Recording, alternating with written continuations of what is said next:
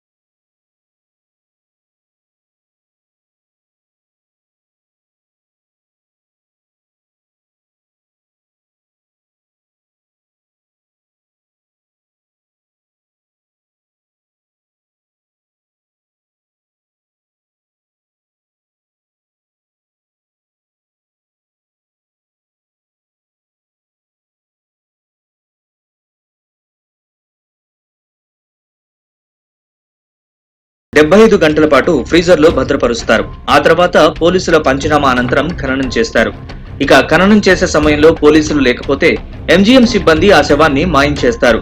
Private కళాశాలలకు 50,000 నుంచి 60,000 రూపాయలకు విక్రయిస్తున్నట్లు ఆరోపణలు వస్తున్నాయి.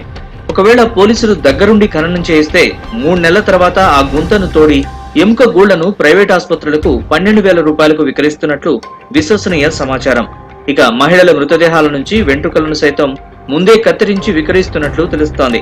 చనిపోయిన వ్యక్తుల దుస్తులు, ఇతర వస్తువులను క్షుద్ర పూజలు చేసేవారు కూడా కొనుగోలు చేస్తున్నట్లు విశ్వసనీయ సమాచారం. ఏవైతే ఫ్రిడ్జెస్ ఉన్నాయో వాటిని వెంటనే పునరుద్ధరించాలి. మరి పేదవాళ్ళు చనిపోతే మరి వాడిని వేరే రాజకీయ ఎంప్లాయీస్ ఉన్నోడికి వెంటనే పోస్ట్ మార్టం అయిపోతే వాళ్ళు తీసుకుపోతారు. మరి లేనివాడు వాళ్ళకు డబ్బులు ఇవ్వాలి, ఇచ్చి మాది ముందు చేయాలి అని చెప్పే పరిస్థితి చాలా ఘోరంగా ఉన్నది. ఈ పరిస్థితి మారాలి. ఎంజీఎం కు మంచి పేరు తీసుకురావాలి. ఎల్ఐసీలు, ఇతర పాలసీలు ఉండి చనిపోయి పోస్ట్ మార్టానికి మృతదేహాల్ని తరలిస్తే ఇక వైద్యులకు, సిబ్బందికి పండగేనని చెప్పాలి. రోడ్డు ప్రమాదంలో చనిపోయినప్పుడు ఒకవేళ చనిపోయిన వ్యక్తి ఆల్కహాల్ తీసుకుని ఉంటే ఇన్సూరెన్స్ వర్తించదు. కాబట్టి ఇన్సూరెన్స్ కోసం చాలా మంది నాన్ ఆల్కహాలిక్ అంటూ రాయమని ఎంజీఎం సిబ్బందిని కోరతారు. ముడుపులిస్తే రిపోర్ట్ మారుస్తామంటూ అభయహస్తం ఇస్తారు. 5 నుంచి 10,000 రూపాయల వరకు తీసుకుని నాన్ ఆల్కహాలిక్ గా మారుస్తున్నట్లు ఆరోపణలు వెల్లువెత్తుతున్నాయి. శవాల మీద పేలాలుగా ఏరుకునే విధంగా చూస్తే తర్వాత ప్రైవేట్ హాస్పిటల్కు ఈ శవాలను అప్పగించగా అనాథ శవాలు కావచ్చు, తర్వాత ఇతర శవాలు కావచ్చు తీసుకునే విధంగా మీరు తీసుకపోతే చాలామంది తీసుకుపోయే పరిస్థితులు ఉండయి, దూరం ఉంటారు. వారిని కూడా మీరు ప్రైవేట్ హాస్పిటల్కు దారాదత్తం చేసే సమయంలో, అమ్ముకునే సమయంలో చూస్తే బాగుండదు. దాని మీద చర్యలు తీసుకోవాలి. ఈ అధికారులు కళ్ళు మూసుకొని చూస్తున్నారు. ఎందుకంటే వాళ్ళది కూడా మరి ఏమైనా వాటా ఉందా అనేది కూడా అర్థమయ్యే పరిస్థితి ఉన్నది. ఏదేమైనా ఈ అవయవాలను కూడా అంటే శవాలు బంధువులు రాని ఎడల వాటి శవాలకు సంబంధించిన అవయవాలను కూడా అమ్ముకుంటారు అనే దుస్థితి ఇలా వరంగల్ ఎంజీఎంలో జరుగుతుందంటే సిగ్గుపడవలసిన విషయం. ఇప్పటికైనా సంబంధిత జిల్లా కలెక్టర్ కానీ, అధికారులు కానీ, రాష్ట్ర ప్రభుత్వం కానీ వెంటనే చర్య తీసుకొని అట్లాంటి జరిగిన వాటి మీద నివారణ చేపట్టాలని మేము కోరుతున్నాం. పోస్ట్ మార్టం నిర్వహించే ఆవరణలో మామూలు కంపుతో పాటు శవాల కంపు కూడా విపరీతంగా కొడుతోంది. ఇక్కడున్న 6 ఫ్రీజర్లలో 11 మృతదేహాల్ని ఒకే సమయంలో భద్రపరిచే అవకాశం ఉంది. కానీ ఈ ఫ్రీజర్లన్నీ పనిచేయకపోవడంతో శవాలు కంపు కొడుతున్నాయి. మరోవైపు పోస్ట్ మార్టానికి అనుబంధంగా వైద్య విద్యార్థుల కోసం ఫోరెన్సిక్ మ్యూజియం ఉంటుంది. ఇందులో మనిషి దేహంలోని అవయవాలు, పోలీస్ అనుమతితో ఉన్న తుపాకులు, బుల్లెట్లు భద్రపరిచారు. 6 నెలల క్రితం 2 తుపాకులు, 1 పిస్టల్ మాయమైనట్లు సమాచారం. అదేవిధంగా వైద్య విద్య కోసం నిల్వ చేసిన పిండాలు కూడా అపహరణకు గురైనట్లు తెలుస్తోంది.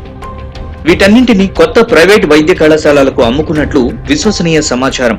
అయితే దీనిపై ఎంజీఎం సూపరింటెండెంట్ ని వివరణ కోరగా అలాంటి అంశాలు తమ దృష్టికొచ్చాయని విచారణ జరుపుతామని చెబుతున్నారు. నోటీస్కి వచ్చింది.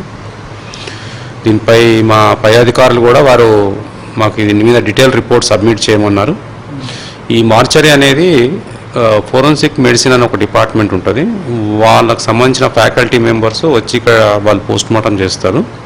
వారు ప్రస్తుతం ఇప్పుడు పరీక్షల డ్యూటీలో ఉన్నారు. వారి దగ్గర నుంచి మేము రిమార్క్స్ కాల్ఫర్ చేశాము. రిమార్క్స్లో తెలుస్తుంది మనకి వారు నిజంగా మన అక్కడ సిబ్బంది ఎవరు, లేకపోతే ఇంకో వారి సిబ్బందా ఎవరు డబ్బులు అడుగుతున్నారు పోస్ట్ మార్టం చేయడానికని, లేకపోతే అక్కడ ఉన్న ఇతర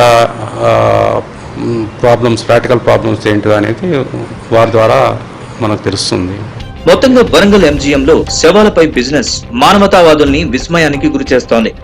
ఉన్నతాధికారులు ఈ ఘటనలపై విచారణ జరిపి బాధ్యులపై చర్యలు తీసుకోవాలన్న డిమాండ్ వినిపిస్తోంది.